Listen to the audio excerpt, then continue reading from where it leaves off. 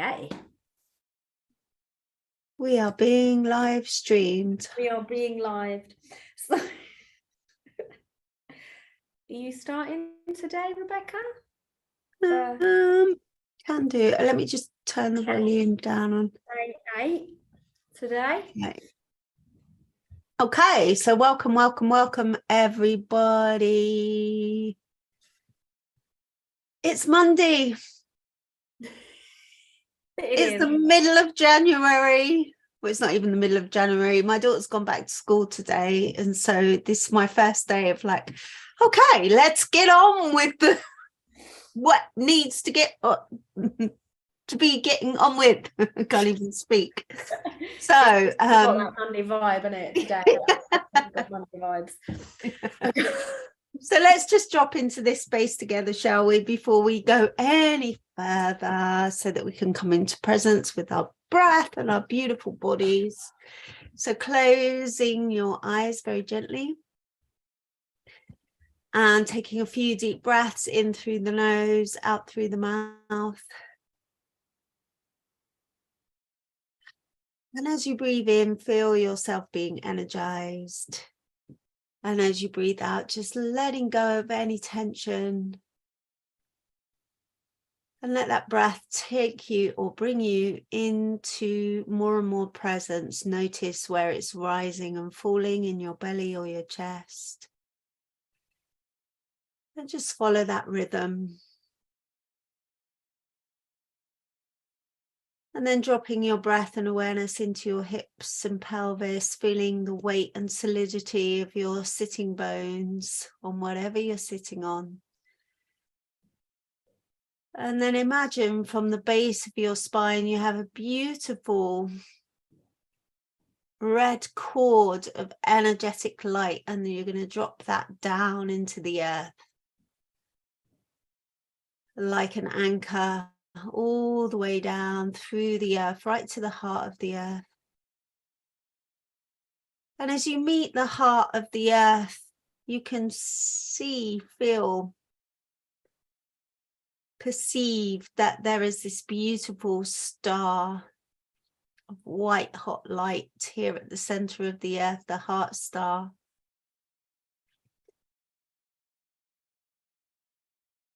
And you can connect your light with her light and just feel that beautiful white light coming up from the center of the earth, up all the way through the earth, and then anchoring into your body and climbing up your spine to the crown of your head. Then imagine that this beautiful white light is just shooting like a shooting star right up into the sky, into the heavens, out into the inky blackness of space, all the way to the very source of all creation, letting your light and this source light mingle together. Feeling that expansion and the limitless possibilities available to you in this space.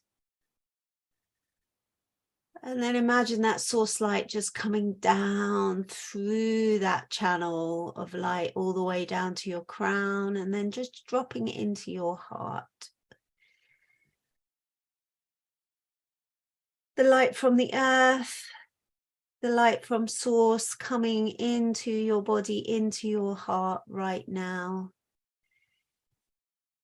This central place, this place where your spirit is met, enlivened, seen and heard in your heart. And taking a few deep breaths here. With each breath in, feeling your heart expand. And with each breath out, letting go of anything that no longer serves you.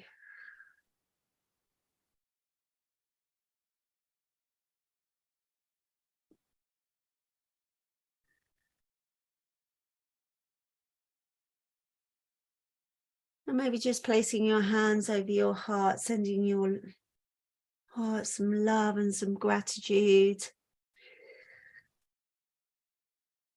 Ooh.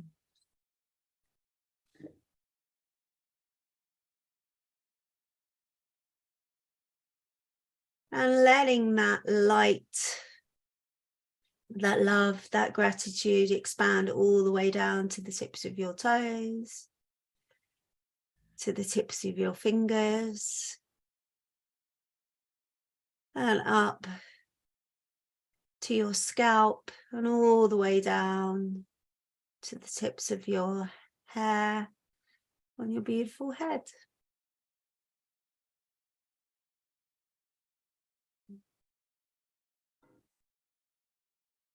And then when you're ready, take a stretch. Maybe yawn out that face, come it back into this space, here and now, present, grounded in this reality. So now we have an opportunity to play a couple of rounds of Raise Your Vibe, which Raise Your Vibe is a card game that I developed, and it helps you to create an attitude of gratitude. And we all know that having an attitude of gratitude means that you can co-create from a more expanded space. So without further ado, I think we've warmed up enough. Let's have some gratitude cards, Stacey. Do it. So we're going straight in for the pink and orange. Mm-hmm.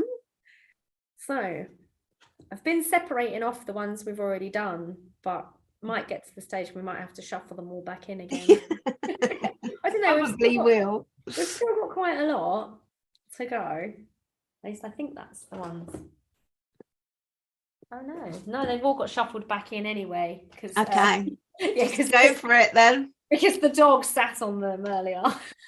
He kind of walked across them and splashed them all out everywhere. So there we go. That happened. We might have. I think we've done. Have we done a place? We've done a place that was magical. Yeah. Do you know what? Do you know what's just happened? I've just pulled 2 cards at random, and one was a special place when I was a child, and one was a place that was magical when I was a child. Well, so let's go to that place then. I think we've got to go there. I genuinely do. So, because it is about coming into your innocence, your playfulness, your childlikeness is so important, especially, you know, when it's a bit gnarly and cold and January and maybe nothing particular to look forward to. Your inner child can make life a little bit more fun. So yeah, let's play with the child.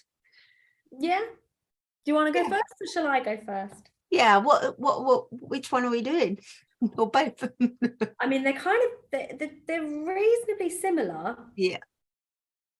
So let's go magical. A magical place for me when I was a child was. So a magical place for me when I was a child was underneath my willow tree. We had this little willow tree in the bottom of the garden, and when I was, it sort of grew with me. So I remember it from, you know, I've seen pictures of myself with it when I was about 2, and it was kind of probably about that high. And then as I got older, I used to go in there, and I used to just sit in the middle of this willow tree and be surrounded by all these beautiful branches, and it was really magical. And I used to have an imaginary friend. I had several imaginary friends when I was little. Rupert the bear was one of the favorite ones, and then all his friends, Badger and everything else. So we used to sit under the willow tree and have picnics and parties and play games and just hang out and do things what kids do with their imaginary friends. And that was a brilliant place to be. Yeah. Awesome. That sounds nice. I love something so beautiful, isn't there, about the light inside willow. We've got a here at the farm, we've got a willow dome, you know, it's made from living willow, and it's just the light inside there when it's a really hot sunny day. It's because it's just nice. Grandmother Willow.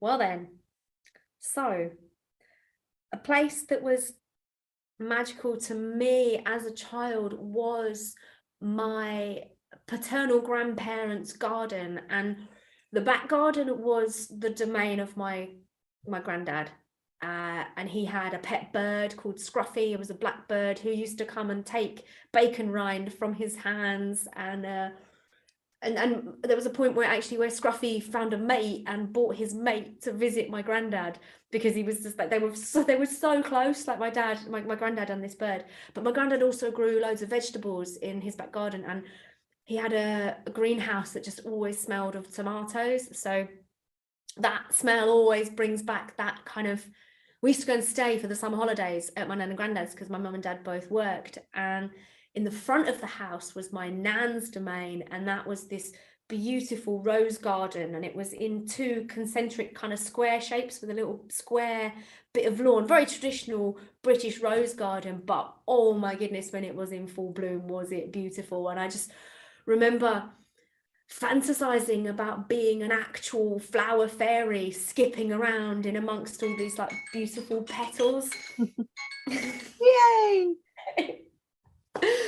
Oh, that's nice, isn't it? Nice memory. That's nice. That brings up a lot, doesn't it? It brings up loads of like you say. Well, let's carry on. Let's do the other one as well. Special place when I was a child. Yeah. Well, off you go. Should I go first? A special place for me when I was a child was, I already talked about the snails last week, so I think one of the special places as well, oh my God, I used to do this all the time. I used to, actually, when I think about it, if it had been me now with my child, it would have driven me mad. But I used to like have this ball. We lived in we had an alleyway going through our house, and I used to just like throw this ball onto the wall and catch it and do lots of tricks for hours and hours and hours and hours. And I was always trying to outdo myself. And I used to just love it, because I think it's like maybe like what we would call a moving meditation these days, of just like the action of throwing and catching a ball, and like the physicality of it, but also like the space to just do nothing else. And yeah, that's what I think. Nice. Well then, I'm going to throw myself straight in with whatever's going to come out of my mouth. The special place for me as a child was the stables in the next. So there was a farm that was the first dwelling after the back of my house. I talked about my garden last week, was the special place where we used to go out and play in the fields that backed onto my garden. But if you kept walking for about, it felt like a long way when I was a child, but actually if I did it now, it probably wouldn't feel so long. But if you walk for really, really, really far as a child, you'd come to the stables where my school friend kept her horses, and quite often I would be invited to go and ride the horses at this farm. And it was a really, for me, it was like that first step into independence, because I would go there on my own, and I would walk there with my, with my boots and my lunch, and I'd spend the whole day at the stables, like picking up poo and kind of like, like finding mice in sheds and cleaning tack, and just kind of like, just generally helping out people on the farm so they would let me ride their horses.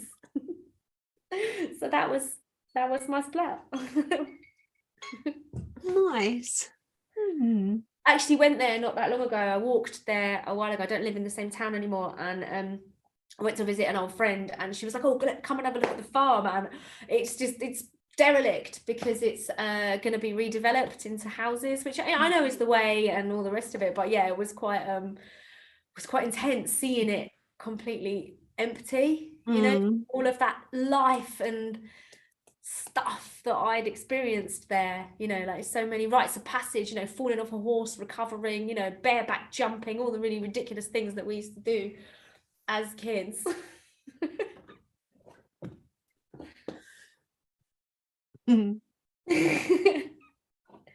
Yeah. So this is Stacey. This is the way Stacey does things. She goes over. I'm just extra. In a different way. It's like I'm going to carry on talking about this, but I'll tune it into something else. I'm sorry. Right. It's all right. It's fine. It's just about boundaries, isn't it? Yeah. It is. Would you like to play another one? I think let's play a wild. Let's literally. Do you know what I think we should do? I think we should play the wildcraft cards. That is laugh. Do you want to do? Yeah. Are we going why not? Because you know, laughing is one of my favorite things to do.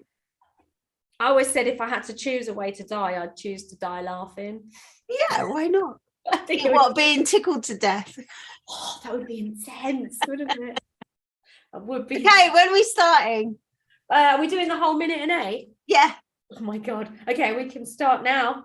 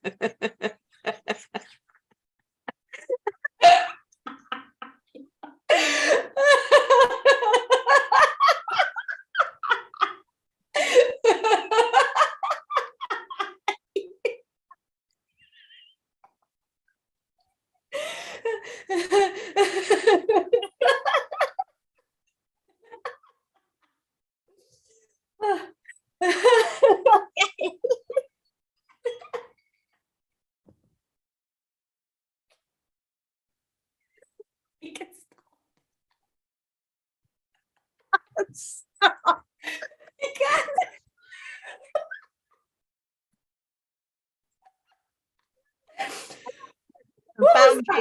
Actually, is on the laughter. God, it makes you feel. It makes me feel so good to laugh. Yeah. Yeah, especially when old Muttley comes out. Yeah. Surprised the dog slept through it all. It's just laying there like this. Oh, not good. Oh, that was. So that concludes our little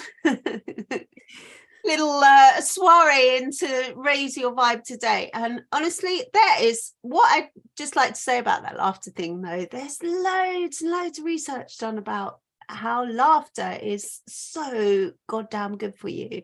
And it is totally contagious. So when you start laughing, it's very hard to stop, because then you're just laughing at the ridiculousness of laughing, and you know, it literally is contagious, isn't it? It really is. It really is. And it's definitely made me feel I've raised my vibe here today. I feel less like it's the middle of January. Yeah, exactly. And the sun's come out. Do you know what I mean? The power of laughter. The sun's come out here anyway. Well, I can see a patch of blue out the window. That's the same thing. Good. Okay. So thank you for joining us. If you've joined us here today, look out for the links below for your gratitude, your very own pack of gratitude cards, and links to the website and all the amazing things that we've got going on now over the next couple of months. It's full-on year of actually coming together in person. and having some fun and some transformation and some laughter and always some good food. Always good food. Always some good food and good company. So it'd be lovely to meet you in person if I haven't already, or see you again. Yeah. Soon. Bye-bye. Bye.